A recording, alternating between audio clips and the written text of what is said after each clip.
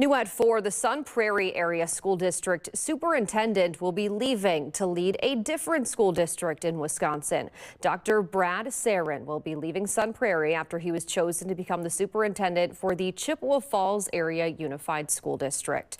The Chippewa Falls Board of Education said he will start the position on July 1st of 2026, ahead of the 2026-27 school year. Sarin was previously the district administrator for the Chippewa Falls district from 2013 to 2015.